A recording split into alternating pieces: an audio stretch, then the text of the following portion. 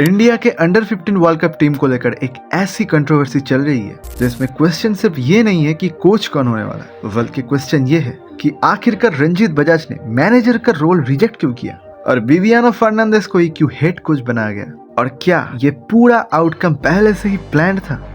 और सबसे इंटरेस्टिंग बात, मेरे प्रीवियस पोस्ट में तुम लोगों ने एग्जैक्टली यही कुछ सवाल पूछे थे। तो आज बिना किसी साइड को ब्लाइंडली सपोर्ट करते हुए पूरी स्टोरी को स्टार्टिंग से टाइमलाइन में समझते हैं। तो स्टोरी एक्चुअली स्टार्ट होती है रंजीत बजाज से। मिनर्वा एकेडमी के रिसेंट यूथ परफॉर्मेंस के बाद बजाज ने AIFF के सामने इंडिया अंडर 15 सेटअप की रिस्पॉन्सिबिलिटी की एक व्हीलिंग्स रखी थी और उनकी डिमांड सिंपल नहीं थी। बजाज वांटेड कंप्लीट फ्रीडम, अपनी कोचिंग स्टाफ चूज करने की फ्रीडम, अपना खुद का डेवलपमेंट प्लान इंप्लीमेंट करने का फ्रीडम और बेसिकली टीम को अपने विजन के अकॉर्डिंग रन करने का पूरा कंट्रोल। इनफैक्ट उन्होंने पब्लिकली AIFF से कहा था, give me freedom and I will deliver. लेकिन AIFF का फाइनल सेटअप कुछ और था।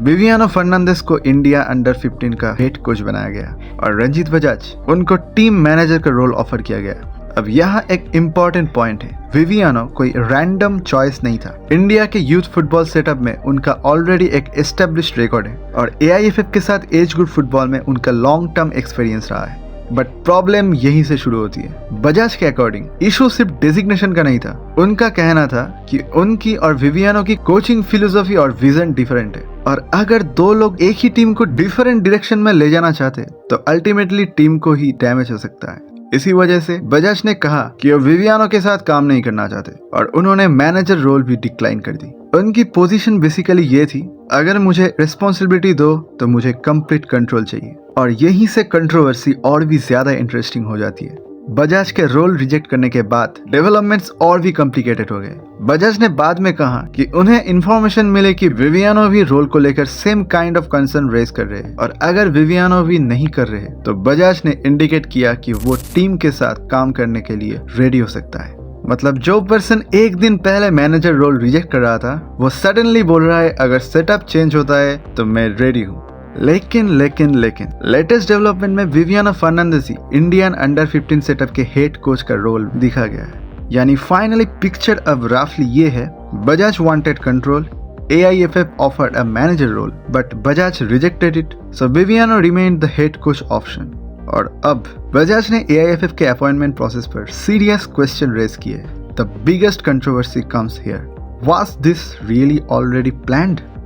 सो प्रोबेबली सबसे बड़ा क्वेश्चन ये है कि अगर AIFF को पता था कि दोनों के फुटबॉलिंग फिलोसफीज और वर्किंग स्ट्रक्चर्स क्लैश कर सकते हैं तो दोनों को एक ही सेटअप में लेने की जरूरत ही क्यों पड़ी?